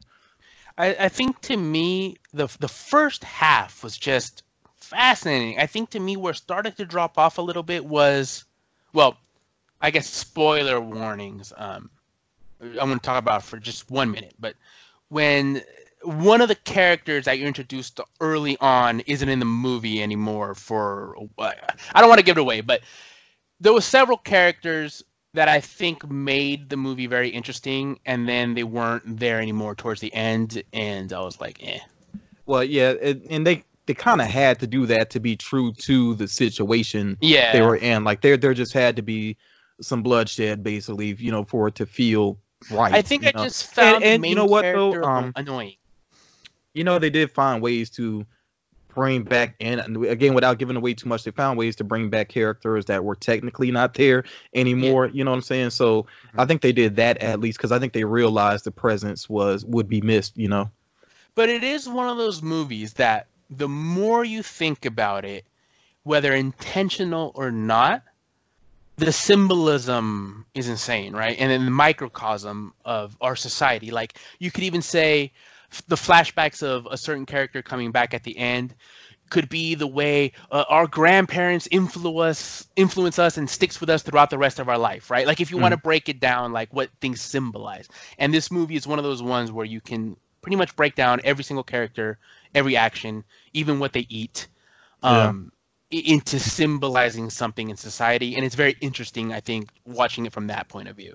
And I think especially if you watch it and you start thinking about, okay, how would I handle this situation? It's like when you start there's no easy answers. That's what I love about it too. There's no easy answers because, you know, it's easy to say that you're this type of person, you're this type of way, but then when you think about that specific type of situation, you got to start being true to yourself. You know what I'm saying? So it's I like to say that what I would do would be like, you know what? I'd probably, if I found myself in that situation, I'd be like, you know what?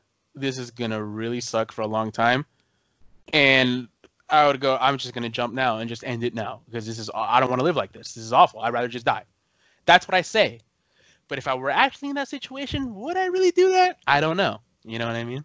Yeah, and then I think survival instincts would kick in. Even just the question of, and I'm gonna stop after this because I really don't want to give away too much in the movie. I really want people that haven't checked it out to check it out. You know, especially if you don't mind the violence because it is violent.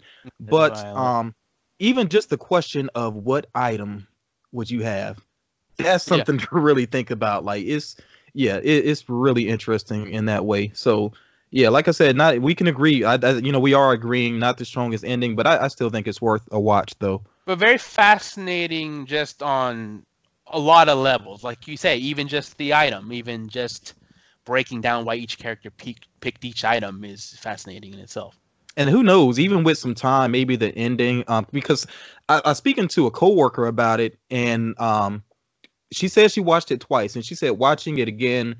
And I hadn't prompted her or anything. I hadn't said anything about the way I felt about the ending. She said watching it again, the ending clicked for her. So I'm going to give it a second watch and see if if I feel different about it. Who knows? But I think I could see that maybe watching it in a couple of years or something. Because the beginning is so crazy and intense that. Yeah, you kind of almost have a sensory overload by the time you get to the ending. Yeah, watching it fresh probably would change your perspective on it. And I think also that given the situation and given movies like this, you kind of feel like you know where it's going, and it doesn't exactly go there. Mm-hmm. And honestly, it's like it's just I don't know. I almost question like it's disappointing, but at the same time, if it had turned out the way that you had expected it to. Would that really be fully satisfying? I don't know. Even that's a tough call. Yeah, exactly. Yeah. So it's a tough call type of thing. But I like movies that stick with me in that way to where there is something to process afterwards. You know.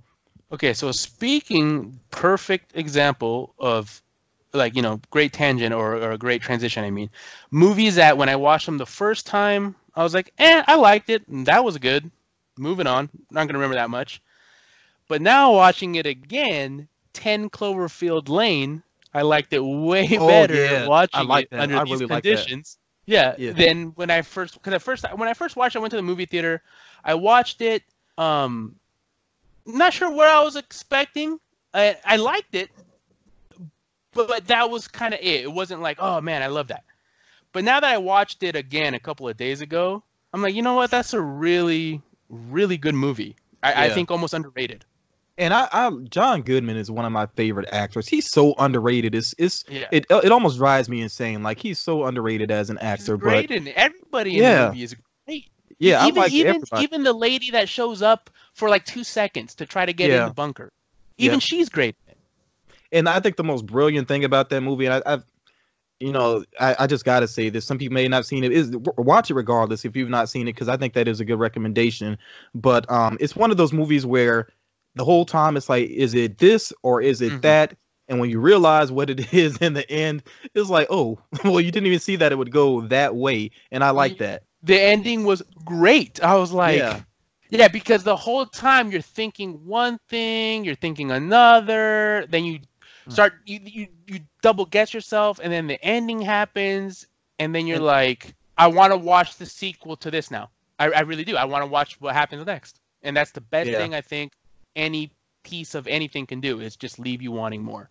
yeah. Technically, there's three movies related to that world, I guess you would say, but to me, that's the only good one because Well, the third yeah, one is a piece of I'm not gonna crap. watch it because I've heard so much bad about. I don't want to waste my time. Oh, And the first dude. movie, I like some elements of it, but the shaky cam was too much. Like I Well, the saw it in the first theater, one, and I had to actually I like put my Lizzie eyes. Kaplan. Yeah, I like Lizzie Kaplan, and I liked the concept of it. I'm like, oh wow, this is like Godzilla movie in New York. I like that.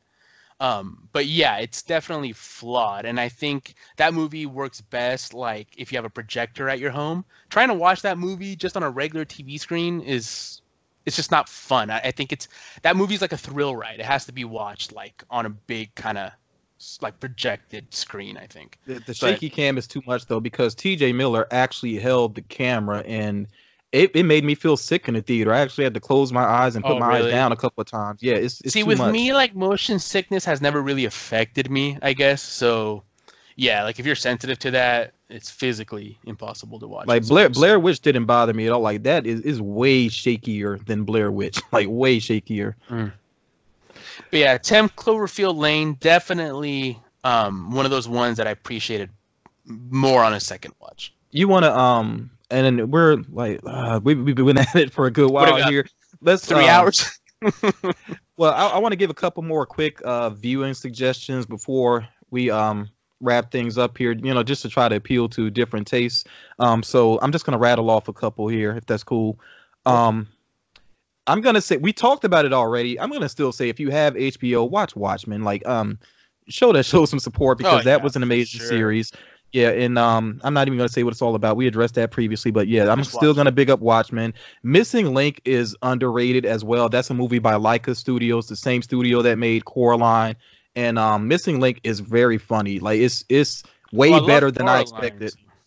Yeah, and All right. Missing Link, like I said, is way better than I expected. Hugh Jackman is great in it. Zach Galifianakis, I think, actually voices the Missing Link character, the Link character. So yeah, I think that is one to check out. It was on Hulu. I don't know if they still have it or not, but if you could find a way to check out Missing Link, then that's really good. And that's like a family recommendation, I guess I'll say. Two intense movies on Netflix that I really like. One is Caliber, which is basically a thriller, and that's a movie where I almost don't want to say what it's about because it'll give Yeah, away too don't much. at all. I'll just say if you like that like edge of the seat type of movie, trying to figure out how the main character is going to get out of certain situation, like Caliber, once it gets going, is so intense, but it's so good at the same time, and there's some good moral questions with it too. And then The Ritual, that's a horror movie. That's also like very intense as well, and yet another one where I can't say too much about it without giving things away, but it's sort of thriller slash horror. It definitely leans more towards horror though. Yeah, it's just I like the visuals in it and everything too. It's intense. Yeah, so the Breaker Upperers. It's tough to say. That's a movie that was produced by Taika Waititi. He didn't actually direct it. He didn't direct it, but he did produce it. It's really funny. It's about these two women that actually have a business together where they get hired to break couples up. Oh, that sounds it's funny. like if somebody is having trouble getting out of a relationship, basically they can hire them to step in. And it's really funny. Like it's hilarious. You know, it even though it's not directed by Taika Waititi, you would think that it was because It's got like a stamp on it. yeah, like it's just so good. And then Dolomite Is My Name. Some people may have seen that already. I like that movie because obviously it's about Is Dolomite. that the one with Eddie Murphy? Yeah. Yeah, see, I haven't watched it. I need to check that out. What's good about it is I don't care who you are. It's not about so much. I mean, I know it's about Rudy Ray Moore and it's about, his blaxploitation movies or whatever, but it's also just to me about being motivated, the drive to get things done. Like if you need a kick in the pants, like a type of I feel like it's a motivational movie more than anything. Really? Because he made a lot happen that he probably shouldn't have been able to make happen. I mean, and honestly, Dolomite is a terrible movie, but it's like a classic because I don't know, man. I love put into blaxploitation movies. I have a whole collection of them, so I'd probably like it. But yeah, like I said, it's just motivational and it is funny too, of course. And it's the best Eddie Murphy has been in I don't know how long, other than he his voice nominated work. for an Oscar, or was that like a whole thing where people were saying he was like snubbed? People thought he feel like he was snubbed for this one. Oh, okay, yeah, because I heard he was really, really good in it. Yeah, he is. Like, I don't know if he was nominated with Golden Globes or anything, but because they have more categories. But yeah, he's really good in it. I feel like he was tuned in, and he has some Eddie Murphy, some of his classic Eddie Murphy stylings to him. But I really feel like he did Rudy Ray Moore justice at the same time, though. Like he wasn't just trying to be all Eddie Murphy. You know what I'm saying? Well, that's good, man. That's some good recommendations. I mean, switch it up from my end of the world fatalistic nonsense. Yeah. I will say too, in this one, you got to be in the right mood for it. This will be the last recommendation I give. Is Marriage Story. It's on Netflix as well. It's heavy, but it is also it has more humor than I expected as well. I'll say as far as the tearjerker moments, there's mainly just maybe one or two scenes like that. And the overall situation is kind of it's heavy, but the act, just for the sake of the acting, is worth it. It's Adam Driver is amazing in it, especially there's 2 or 3 scenes where he's amazing, but I think Scarlett Johansson is amazing all the way through the movie. So if I'll just say this, it depends on, I guess, where you are in life, especially where you are in your relationships, whether or not you should watch that. If you don't have a solid relationship, please don't watch that as a couple, especially while you're stuck in the house. Don't watch basically, it's like watching Requiem for a Dream while you're in the middle of actually being addicted to drugs. Yeah, exactly. Okay. That's a good parallel. Exactly. Yeah, yeah. But yeah, those are my recommendations. There's plenty of good stuff to watch right now. That's the one good thing, I guess, about the situation we're currently in is at least a lot. We're being asked to just be lazy asses, basically, right? Work from home, be lazy, be courteous, don't cough on each other. It's not like we're stuck, in the underneath the city in London getting bombed by the Germans, right? Yeah. It's like we could just chill for a little bit. It's not a big deal. Yeah, and we kind of mentioned some other things along the way here as well. I mean, there's so much people can do right now, and I mean, there's games, of course, there's reading. I mean, you sit still, it's a perfect time to do that. There's so much you can man. do. Use your honestly, man. I know I sound like a old man or like a nerd or whatever, but it's fun. Watching TV is fun, collecting pops and watching YouTube is fun too, but it's also fun. It just makes it up, right? Read a book and watch some TV, then read a comic book, it makes up your medias. To me, it works your brain out in a different way. And I don't know, reading a book to me is always more satisfying than watching a movie. Yeah. And exercise too. People, it's easy to have that excuse. Too busy. Now you got the time though. Like I'm even kicking myself in the pants as far as that's concerned. Like no reason not to, no excuse not to. Even if it's just getting out. Even one thing that's being suggested a lot is to get out for a walk, of course, because you can do that and still have your distance or whatever. You know what I'm saying? So yeah, really no reason not to. Yeah, I'm one that loves exercising. I'm literally sitting on a weightlifting bench right now as I'm speaking to you, right? Especially when you're stuck at home, it's always more relaxing and fun to watch a movie and chill after you're super tired from a workout, dude. There's like nothing better than just being so tired from a workout, sitting down, watching your TV. No matter what you're watching is always going to be better than, if you got all this energy, work yourself out a little bit. You're not, nobody ever regrets working out ever. Yeah, exactly. It's and especially once you find the groove to where you crave working out, that is a good feeling. That's a good spot to be in, where you feel awkward if you don't work out. Like that's a good spot to get into. And it really doesn't take that long to get there. Like just a couple workouts and you're there. I feel like the kids are probably expecting us to tell them to brush their teeth. But for real though, like take your vitamins, brother. Yeah, this has turned into the boomer podcast. Right. But yo, seriously though, like you just got to do things to I think protect your mental health. That's the big thing. I think I want to leave off with here is just find things to do that are productive or better yourself in some ways. Whatever you got to do, protect your mental health. That's the main thing, because you can't just lay in bed all day and only watch the news. Like that's no good. Oh yeah, definitely. It's good to watch the news, but definitely take a break from that. You can't have that in your head all the time. It'll make you nuts. And even here and there, maybe take a little breather from social media. I think that's, regardless of what's going on in the world, that's some advice I want to give. Just it feels good sometimes to take a little breather from social media, because we put a lot of unnecessary pressure on ourselves sometimes in dealing with social media, especially me and you, like being YouTubers and being, even though we have our small audience, still we're putting ourselves in the public eye. So sometimes you just got to take a break from that. Yeah, it's just, you can't do the same thing all the time. You know what I mean? You got to take breaks. Yeah. And with that, I'm going to say goodbye. I'm getting a little tired. It was nice talking to you guys again, and hopefully I get back to making some videos soon for you guys. Yeah, and I'm going to try my best to, stay regular with the content as well.